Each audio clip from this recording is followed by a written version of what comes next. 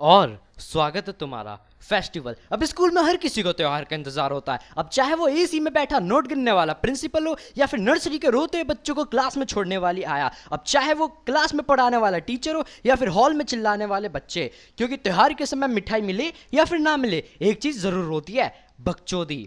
लेकिन अब अगर तुम लोगों को लगता है कि बच्चों को इंतजार होता है त्योहार की छुट्टी का, तो मुबारक हो, तुम्हारे माँ बाप का सारा पैसा बर्बाद है। तुमने अपनी 15 साल की स्कूल की जिंदगी में कुछ भी नहीं सीखा। बच्चों को इंतजार होता है त्योहार से एक दिन पहले स्कूल सेलिब्रेशन में होने वाले हंगामे का, या फिर स्कूल सेलिब्रेशन में होने वाली बकचोदी का। मतलब स्कूल में जो बकचोदी होती है वो अलग, होमवर्क नहीं मिलता वो अलग, मिठाई मिलती है वो अलग, और जो छुट्टी मिलती है वो तो बिल्कुल अलग। मतलब 10 रुपए की डेयरी मिल्क पे 100 रुपए का कैशबैक, चॉकलेट भी तुम्हारी और कैशबैक भी। लेकिन आज मैं किसी फेस्टिवल या फिर त्योहार की बात नहीं करूंगा, बल्कि मैं बात करूंगा स्कूल के कुछ इवेंट्स की, कुछ फंक्शंस की। तो ठीक है यार, अपने कमरे के सभी पंखे बंद कर दो और फिर शुरू करते हैं। एक दिन स्कूल में ऐसे ही बैठे बैठे तुम घड़ी की तरफ देखते हो और इंतजार करते हो कि कब कब इस घड़ी में 2 बजे और कब मैं घर जाकर अपनी प्रिया की याद में हिलाऊं और फिर सो जाऊं। कि तभी दरवाजे पर दस्तक होती है और तुम देखते हो कि वहां पर स्कूल का पियोन आया है, और वो भी अपने साथ एक नोटिस लेकर। लेकिन हमेशा की तरह आदत से मजबूर वो अपने मुंह में गुटखा रखकर ही उस नोटिस को पढ़ता है। Every student note that next week, क्या लिखा है बहनचोद, is your annual function, so please come with your parents.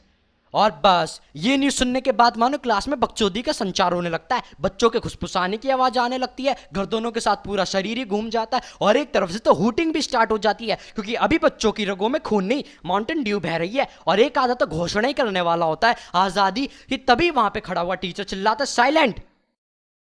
सुन लिया ना सभी बच्चों ने, नेक्स्ट वीक आपका एनुअल फंक्शन है और सबको अपने पेरेंट्स के साथ सुन लिया। केमिस्ट्री का लेक्चर थोड़ी चल रहा है, एक कान से सुना दूसरे से निकाल दिया। और ये कोई मजाक की बात नहीं है, क्योंकि जो पान पराग खाने वाला पियोन सिर्फ और सिर्फ बच्चों को भरी क्लास में फीस के नोटिस के लिए टोका करता था, आज वही आजादी के बिगुल बजा रहा है।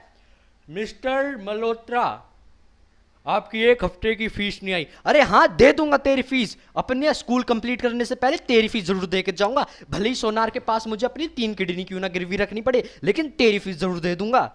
अब ये अनाउंसमेंट होने के बाद कि अगले हफ्ते स्कूल में कोई बकचोदी होने वाली है, पूरे दिन स्कूल में पढ़ाई हो या फिर ना हो, लेकिन एक चीज जरूर होती है, प्लानिंग।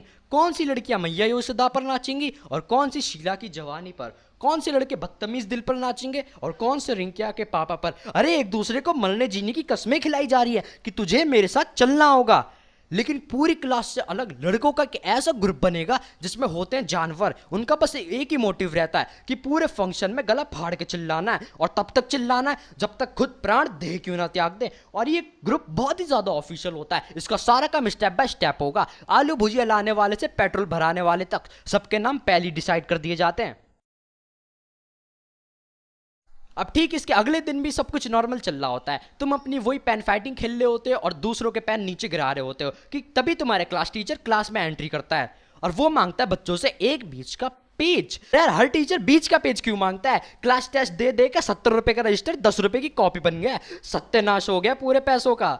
लेकिन अब क्लास में एक ऐसा बंदा जरूर होता है जिसका काम ही होता है मैडम की चमचागिरी करना, या फिर कहूँ मैडम की वो मैडम को बीच का पेज कहीं से भी ला के देगा, भले ही उसके लिए सीना चीरना पड़े या फिर गांड, लेकिन मैम को बीच का पेज ला कर देगा। और ये सब बकचोदी हो जाने के बाद मैडम बोलती हैं कि जिन भी बच्चों को एनुअल फंक्शन में डांस में पार्टिसिपेट करना है वो अपने नाम लिखवा दें, और सब अपने नाम लिखवा ही देते हैं।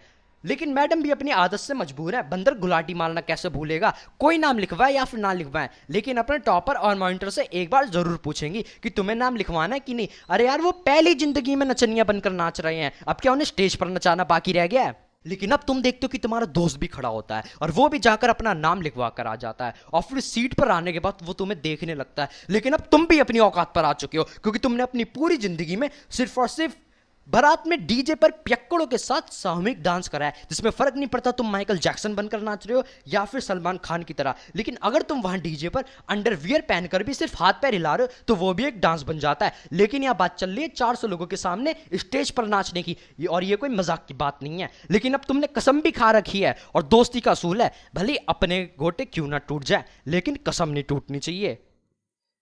लेकिन तुम अपने कदम पीछे ले लेते हो, क्योंकि सेल्फ रिस्पेक्ट नाम की भी कोई चीज होती है, और ये तुम्हारी जिंदगी का सबसे पहला सही डिसीजन होता है। अब इसके अगले दिन स्कूल में शुरू होती है रिहर्सल। जिन भी बच्चों को डांस करना है, मैडम उनका ग्रुप बनाती है और क्लास से कहीं दूर ले जाती है, और फिर नीचे डीजे पर उन्हें डांस सिखाती है। लेकिन जिस तरीके से गेहूं के साथ घुन भी पिस जाता है, ठीक उसी तरीके से इस भीड़ में कुछ ऐसे भी बच्चे हैं जिन्हें डांस से कुछ भी लेना देना नहीं है। वो सिर्फ यहाँ पर आए हैं नाचती हुई लड़कियों को देखने के लिए। मतलब इनमें इतनी हवस भरी हुई है कि अपनी क्लास की लड़कियों को निहारने के लिए वो डांस कॉम्पिटिशन में पार्टिसिपेट तक कर गए, और ये उन्हीं लोगों में से एक है जो चलते हुए आंखों से रेप कर देते हैं। लेकिन डीजे पे डांस कहीं और भी चल रहा है, क्योंकि पूरी क्लास को टीचर मॉनिटर के भरोसे पे छोड़कर आई है, और अब क्लास में गुपचुप चल रहा है। पता लगता है क्लास का मॉनिटर राणा जी बना हुआ है, क्लास का टॉपर बहनोई बना हुआ है, और दो चार लड़के रूमाल का घूंघट बनाकर स्टेप कर रहे हैं, और बाकी की पूरी क्लास उनके अगल बगल में घेरा बनाकर गा भी रही है और तालियां भी बजा रही है। और एक तरफ से तो कमेंट भी आता है, भाई सही स्टेप कर रहा है। और वो तो बस क्लास का कोटा होने ही वाला होता है, बच्चे अपना मुजरा शुरू ही करने वाले होते हैं, कि तभी क्लास में चल रही हूटिंग को सुनकर नीचे खड़ी हुई टीचर दौड़ी दौड़ी चली आती है। और क्लास में जब टीचर पहुंचती है तो क्या देखती है? बिल्कुल नील बट्टे सन्नाटा। क्लास में ऐसा माहौल होता है मानो अभी किसी का जनाजा उठने वाला हो। और ऐसे में गर्दन पकड़ी जाती है मॉनिटर की। टीचर मॉनिटर से पूछती है कि कौन सा बच्चा शोर मचा रहा था। अरे उससे क्या पूछ रहे हो, वो तो हमारे शो का राणा जी था, उसके बिना कैसे चलता पूरा कार्यक्रम। इसके बाद टीचर अपनी जिंदगी के 10 मिनट उस लेक्चर पर बर्बाद कर देता है जिसकी क्लास में किसी को भी कदर नहीं। और उसके बाद वो देंगे एग्जाम्पल अपने टॉपर का कि सीखो इससे कुछ, किस तरीके से पढ़ रहा है, बिल्कुल लगन के साथ। अरे उससे क्या उम्मीदें लगाई हैं, वो तो बहनों ही बना हुआ था, असली काम तो उसने ही करा है। और फिर क्या, पूरे हफ्ते यही बकचोदी चलती रहती है। कभी स्टेप बदले जाते हैं, तो कभी स्टेप करने वालों को, तो कभी ऑडियंस बदली जाती है।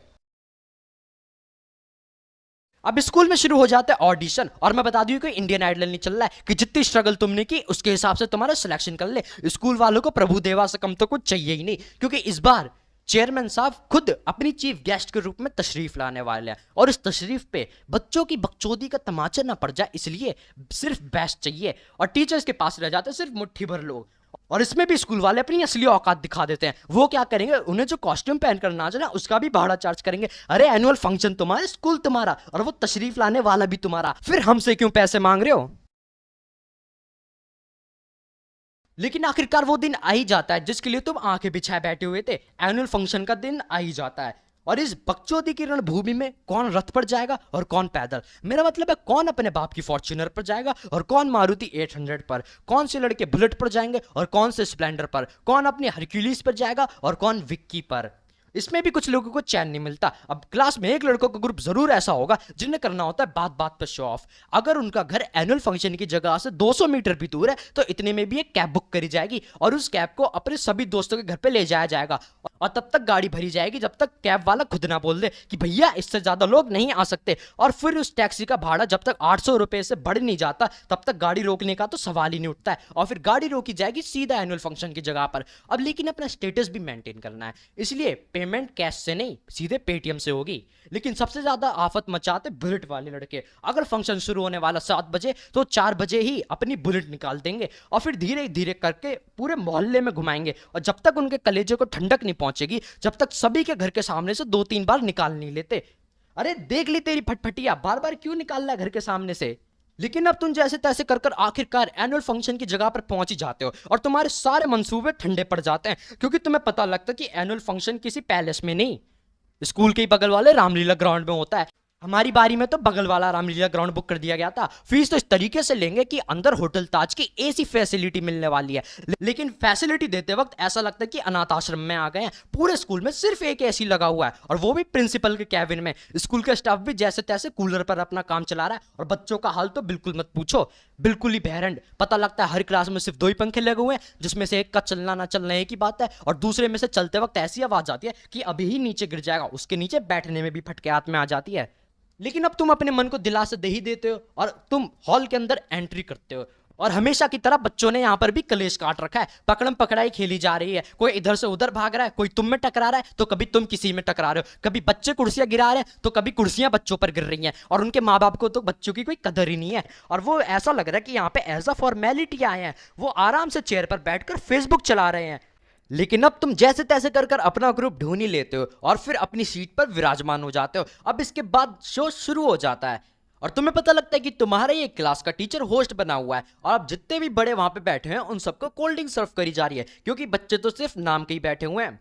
और फिर स्कूल वाले अपनी थोड़ी बहुत तारीफ करेंगे कि किस तरीके से उनके स्कूल से डॉक्टर इंजीनियर निकले, और इस स्कूल को बच्चों को लूटते हुए कितने साल हो गए उसके बारे में भी बताएंगे। वो बात अलग है कि डॉक्टर के नाम पे सिर्फ डेंटिस्ट निकले जिसका क्लिनिक अगली ही गली में, और इंजीनियर के नाम पे सिर्फ मजदूर। लेकिन आधे घंटे के टॉर्चर के बाद आखिरकार मेन प्रोग्राम शुरू ही हो जाता है। और फिर क्या, बच्चे चिल्लाना शुरू कर देते हैं, एक तरफ से हूटिंग भी शुरू हो जाती है, सीटियां बजने लगती हैं और तालियों की आवाज में एक आधे प्रपोजल भी सुनने को मिल जाते हैं, क्योंकि अभी बच्चों के अंदर खून नहीं रेड बुल दौड़ रही है, वो तो एक आधा पंख लगा के उड़ने ही वाला होता है कि इतने में एक दूसरे के ऊपर नमकीन फेंकना शुरू कर देते हैं। अरे फेंक क्यों रहे हो, मुझे ही दे दो, मैं खा लूंगा नमकीन। लेकिन इस बीच भी एक आधा इंसान ऐसा जरूर दिख जाएगा जो बिना सांस लिए लगातार चिल्ला रहा है। उसे देखकर तो ऐसा लग रहा है कि अभी ही उसके मुंह से आत्मा और प्राण दोनों निकल आएंगे। और उसके बगल में बैठा हुआ इंसान भी सोच रहा है कि इस पे कौन सी माता चढ़ गई। अब ये सब बकचोदी हो जाने के बाद करा जाता है शो ऑफ। कोई अपने डीएसएलआर की फोटो सुनाएगा तो कोई अपने आईफोन की रिंगटोन, क्योंकि ज्यादातर लोग यही करने के लिए जाते हैं। और ये सब शो ऑफ होने के बाद आखिरकार पूरा प्रोग्राम खत्म हो ही जाता है और स्कूल के अगले दिन बस इसी की बातें चलती है। और ठीक उसके अगले दिन ऐसा लगता है कि कुछ हुआ ही नहीं था। तो ठीक है यार, होगी बकचोदी, अब इससे ज्यादा मेरे से भी नहीं हो रही है। अब अगर तुम लोगों को वीडियो पसंद आया हो तो लाइक कर देना, मुझे बताने की जरूरत नहीं। मैं जा रहा हूं अपने कमरों के सारे पंखे ऑन करने के लिए, तुम चाहो तो तुम भी कर सकते हो, अब मुझे नहीं पता। लेकिन अब अगर तुम मेरे वीडियो देखते हो और चैनल को अब तक सब्सक्राइब नहीं करा तो बहन जो बिल्कुल शर्म नहीं आ रही होगी, कर दो सब्सक्राइब यार, तुम्हारा कुछ भी नहीं जा रहा है, इससे मुझे ही सपोर्ट मिलेगा। हो गई बकचोदी, इतने में ही खुश रहो तुम लोग।